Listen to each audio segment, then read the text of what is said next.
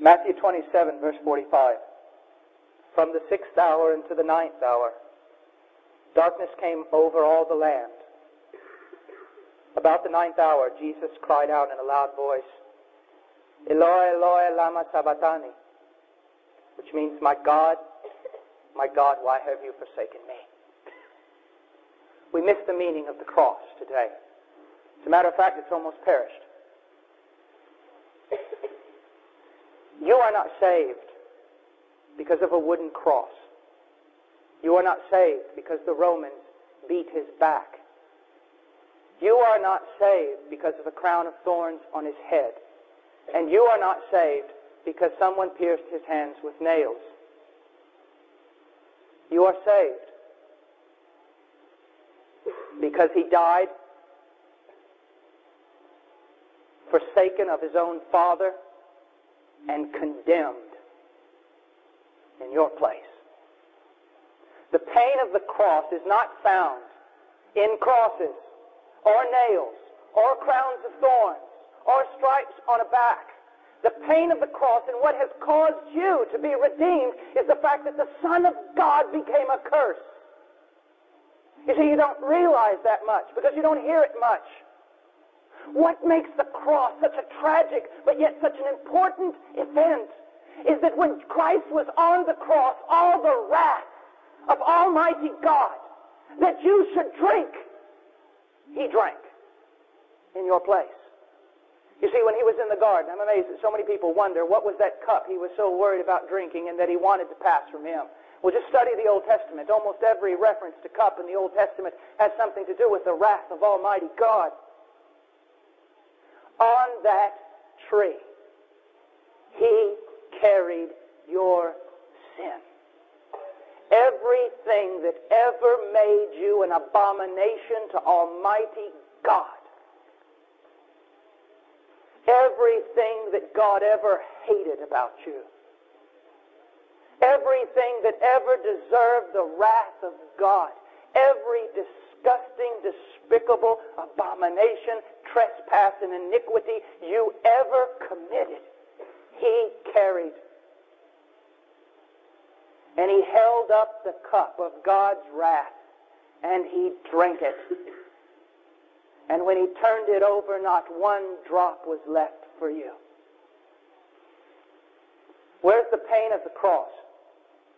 What makes that death such a terrifying and yet powerful thing? You see, you can't know unless you know what you are apart from it. Anything that deviates even less than a millimeter from the righteous standard of God is nothing more than an abomination before him and under a curse. When Jesus Christ was on that tree, it wasn't Romans that bothered him. It wasn't mocking from Jews. Is that the one who had always dwelt in the bosom of the Father carried our sin and became an abomination before him and became accursed. Jesus Christ, bearing your sin, became so terrible, such an abomination. God was glorified in his destruction.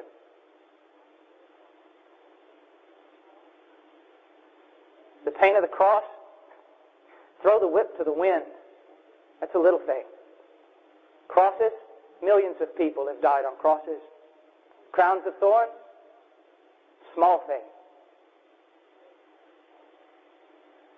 Broken fellowship between the Father and the Son. Any one of us, in any shape, form, or fashion, trying to draw near to a holy God would get nothing but the heaven's door slammed squarely in our face. Turned away. The door was slammed on someone else, the Son. He died. You're a child of God. He died for you. That's what makes everything else so small in life. And he died not under the wrath of man. That's not the big thing here. He didn't die a martyr. He wasn't wrestled up there.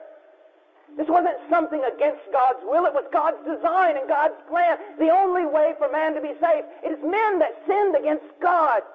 It's men who deserve to die.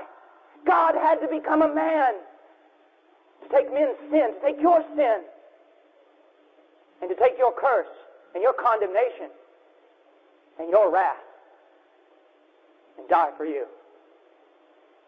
Let's go to Isaiah 53. Lord's will to crush him and to cause him to suffer. My goodness, do you understand these words? It was God's will to crush him. The only way that you and I might be saved was for a perfect sacrifice to be crushed under the full strength of God's wrath. God is a just God. He cannot wink at sin. He can't pass over it. It must be dealt with. And the only way was for it to be dealt with on a cross. And to be dealt with through the Holy Son of God that became an abomination. The carrier of our sin. The serpent lifted up in the wilderness to be crushed by God. So that the full length of his justice would be poured out. So that then mercy could be poured out on you. But it seems to me that everyone is always preaching about nails and crosses, and they're not preaching about the right thing. That the pain of the tree has nothing to do with metal or wood, but with the fact that the Son of God became a low thing. The most exalted name in all of glory became a low thing. A worm. A serpent.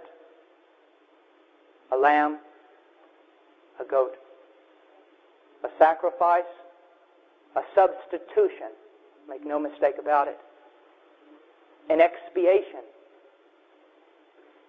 a thing to appease the wrath of Almighty God.